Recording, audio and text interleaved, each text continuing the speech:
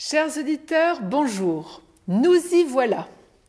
Nous passons de l'état de peur du Covid à l'état de peur de la guerre. Les Français ne parviennent pas à s'intéresser aux élections présidentielles parce qu'ils sentent bien que le pouvoir réel qui est exercé sur notre pays ne dépend pas véritablement du chef de l'État, mais d'une puissance extérieure.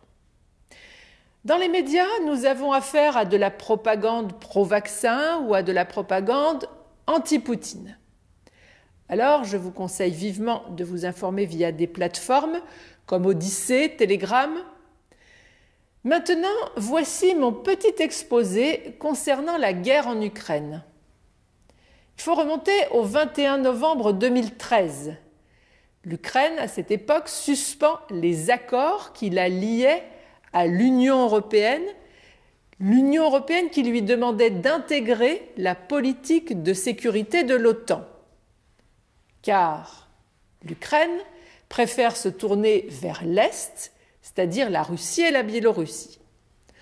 Or, cette position ne plaît évidemment pas du tout au principal pilote de l'OTAN, en l'occurrence l'Amérique, qui dépense 5 milliards de dollars en 2013-2014 pour soutenir les partis pro-Union européenne de l'Ukraine, dont le parti néo-nazi de Slobodan. Ils exigent l'éviction du président de la République de l'époque, Yanukovych, et leurs milices encerclent le Parlement. C'est ainsi que les nouveaux gouvernants, dont les néo-nazis, je le répète, arrivent au pouvoir en Ukraine. Une de leurs premières mesures sera d'abolir la langue russe, les chaînes de télévision russes, les us et coutumes russes.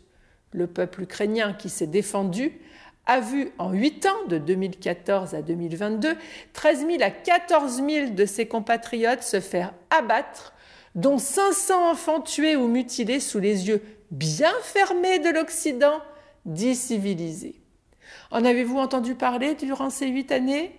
En nous sommes-nous émus, comme on nous demande de le faire maintenant, sous peine d'être considérés comme des gens égoïstes et sans cœur ? Or, dans les médias officiels, c'est M. Vladimir Poutine qui est accusé de ne pas respecter la voie pacifique des accords de Minsk, alors qu'il est venu très utilement au secours des Ukrainiens persécutés.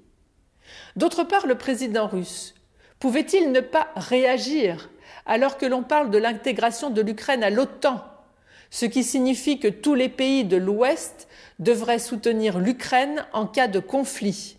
Ukraine qui déclare vouloir acquérir des armes nucléaires. Nous avons donc affaire à deux camps. Le camp occidental, qui manipule ses peuples pour nous vanter les vertus de l'Union européenne et de l'OTAN, et la Russie d'autre part, qui entretient le patriotisme, l'amour de sa culture forte, et qu'il ne va pas se contenter de regarder l'avancée et l'encerclement de sa nation par l'OTAN. Vladimir Poutine propose toutefois la démilitarisation de l'Ukraine en échange de son retrait. Échec, puisque les États-Unis et l'Union européenne ne le veulent pas. Quelles sont les conséquences sur les peuples, dont le peuple français ? Tout d'abord, il faut savoir que les militaires russes dominent largement en Ukraine et que les civils menacés par les milices ukrainiennes, dont les néo-nazis, les milices ukrainiennes dont les néo-nazis, c'est les civils qui sont évacués grâce à l'organisation militaire russe. Il est donc absolument faux de déclarer que ce sont les Russes qui tirent sur les civils. Je vous conseille d'écouter à ce sujet la jeune journaliste courageuse Christelle Néant, sur le terrain depuis des années, qui le prouve par les images, par les interviews des civils, ainsi que Xavier Moreau, Saint-Cyrien, installé en Russie.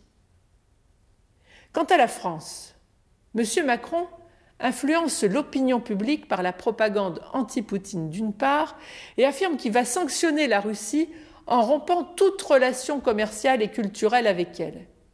Résultat, la Russie va nationaliser les sociétés occidentales installées chez elle, dont les avions, et les Russes se tournent vers l'Asie, voire la Turquie, pour acheter ses pièces détachées. La Russie est un des plus gros producteurs de matières premières, était excédentaire en tout domaine, ce qui n'est absolument pas le cas de la France ni de l'Europe, qui voit 40% de son énergie disparaître à cause de cette rupture avec la Russie.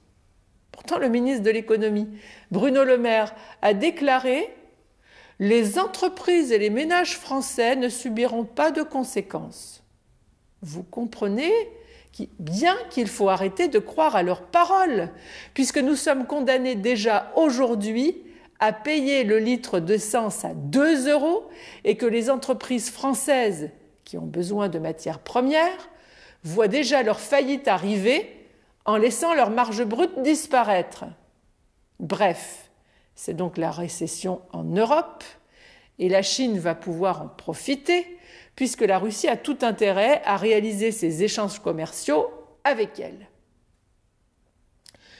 Non seulement nous souffrons déjà d'un début de pénurie, mais en plus, nous devrions nous culpabiliser de ne pas accueillir sur le champ les réfugiés ukrainiens.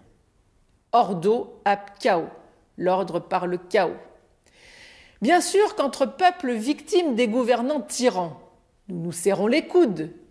Mais ce qui n'est pas acceptable, c'est de nous faire porter la responsabilité de cette souffrance et de nous anéantir par le bas, si je puis dire, en déréglant encore davantage nos institutions, notre économie, nos infrastructures publiques comme l'hôpital et les écoles, en devant accueillir toute la misère.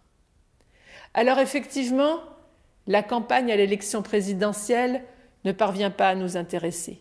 D'autant plus que nous n'obtenons pas de réponse claire à cette situation de la part des candidats. Il faut savoir aussi que M. Macron, candidat lui-même, peut reporter la date des élections si 60% du Parlement est d'accord.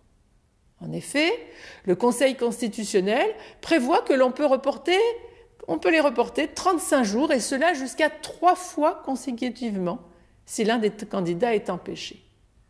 M. Macron est chef de guerre, ça peut empêcher, non?